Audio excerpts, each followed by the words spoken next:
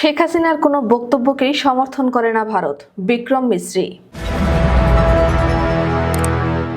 ছাত্র জনতার গণ আন্দোলনের মুখে ক্ষমতাচ্যুত হয়ে পালিয়ে যাওয়া সাবেক প্রধানমন্ত্রী শেখ হাসিনার কোনো বক্তব্যকেই ভারত সমর্থন করে না বলে জানিয়েছেন দেশটির পররাষ্ট্র সচিব বিক্রম মিশ্রি।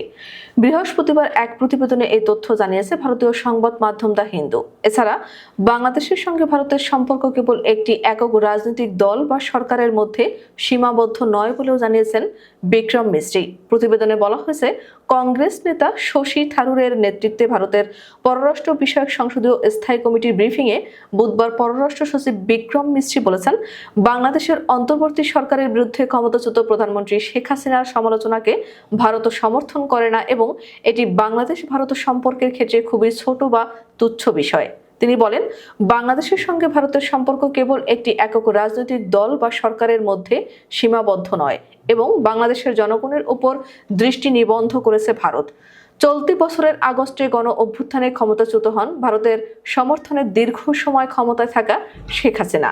এরপর তিনি ভারতে পালিয়ে যান। এরপর থেকেই বাংলাদেশ ও ভারতের সম্পর্কে চলছে টানাপোড়েন। এদিকে বৈষম্য বিরোধী ছাত্র আন্দোলন চলাকালে গত জুলাই ও আগস্টে সংঘটিত গণহত্যার অভিযোগে শেখ হাসিনার বিরুদ্ধে গ্রেফতারি পরোয়ানা জারি করেছে আন্তর্জাতিক অপরাধ ট্রাইব্যুনাল। তবে এরপরও হাসিনা ভারত থেকে রাজনৈতিক কর্মকাণ্ড চালিয়ে যাচ্ছেন এবং দেশ ও সরকারের বিরুদ্ধে নানা বিদ্বেষমূলক বক্তব্য দিয়ে চলেছেন। এমন অবস্থায় সম্প্রতি ভারতের পররাষ্ট্র সচিব বিক্রম মিশ্রি আলোচনার জন্য বাংলাদেশ সফর করেন। তার ঢাকা সফর থেকে ফেরার 2 দিন পর তিনি দেশটির পররাষ্ট্র মন্ত্রণালয়ের সংসদীয় স্থায়ী কমিটিকে প্রধান উপদেষ্টা অধ্যাপক ডক্টর মোহাম্মদ ইউনূস সহ বাংলাদেশের অন্তর্বর্তী সরকারের শীর্ষ কর্মকর্তাদের সঙ্গে বৈঠকের বিষয়ে ব্রিফ করেন। বুধবার নয়াদিল্লির সংসদ ভবনের অ্যানেক্স বিল্ডিংয়ে 2.5 ঘন্টারও বেশি সময় ধরে চলা ব্রিফে দেশটির 21 থেকে 22 সংসদ সদস্য উপস্থিত ছিলেন। সেখানে বিক্রম মিশ্রি বলেন, শেখ হাসিনা তার ব্যক্তিগত যোগাযোগের ডিভাইস ব্যবহার করে এসব বক্তব্য ও বিবৃতি দিয়ে চলেছেন এবং ভারত সরকার তাকে এমন কোনো প্ল্যাটফর্ম বা সুবিধা প্রদান করছে না যা তাকে ভারতের মাটি থেকে তার রাজনৈতিক কার্যকলাপ চালানোর সুযোগ দেয়।